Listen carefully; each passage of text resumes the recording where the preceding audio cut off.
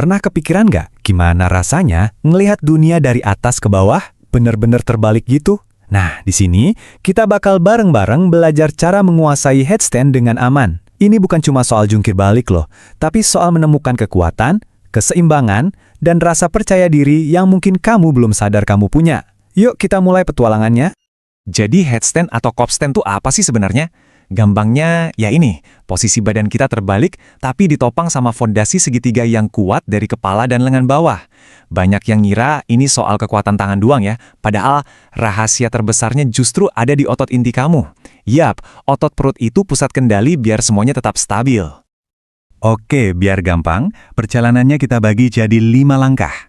Kita mulai dari persiapan, terus gimana cara naiknya yang benar, gimana cara nemuin keseimbangan, cara turunnya biar aman, dan terakhir ada beberapa tips penting buat kamu yang baru mulai. Siap? Kita bangun fondasinya dulu ya. Bagian pertama, persiapan. Ini benar-benar paling penting loh. Anggap aja kayak lagi bangun rumah. Kalau fondasinya nggak kokoh, ya bisa ambruk kan?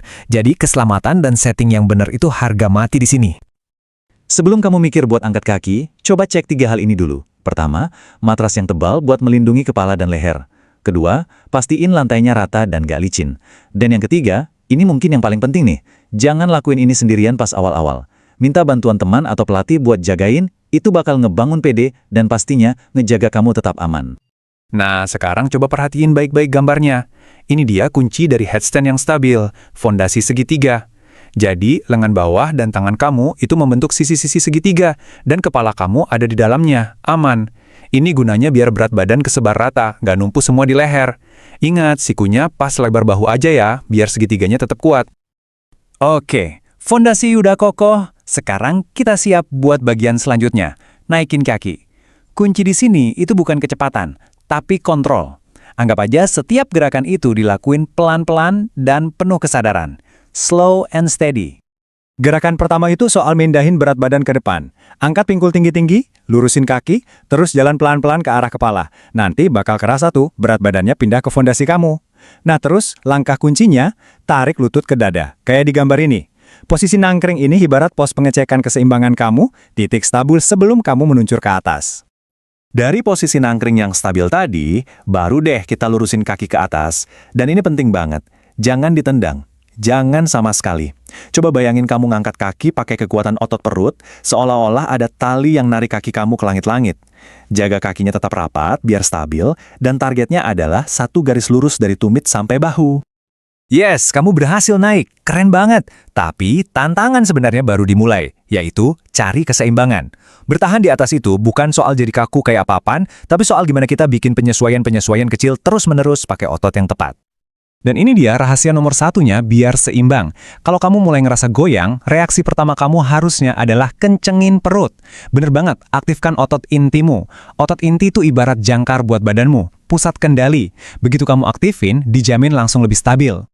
Slide ini nunjukin penyesuaian kecil yang ngasih pengaruh besar. Coba lihat ilustrasi tulang belakangnya. Kamu nggak mau terlalu melengkung atau terlalu datar. Caranya, dorong panggul sedikit ke depan, nanti kamu bakal nemuin lengkungan alami yang kuat di punggung bawah. Kakinya juga harus tetap aktif dan nyatu ya, biar seluruh postur kamu jadi satu kesatuan yang solid. Sama kayak pesawat, pendaratan itu sama pentingnya dengan lepas landas. Cara kamu turun dengan aman itu bagian dari skillnya juga. Yuk kita bahas cara keluar dari posisi ini dengan kontrol dan elegan. Prosesnya gampang. Tinggal dibalik aja dari cara kamu naik tadi. Pertama, tekuk lagi lututnya ke arah dada, balik ke posisi nangkring yang aman. Terus, pakai kontrol yang sama kayak pas naik, turunin kaki kamu pelan-pelan ke lantai. Nah, pas sudah di bawah, jangan langsung berdiri. Kasih jeda sebentar di posisi child's pose, biar badan kamu rileks dan aliran darahnya kembali normal.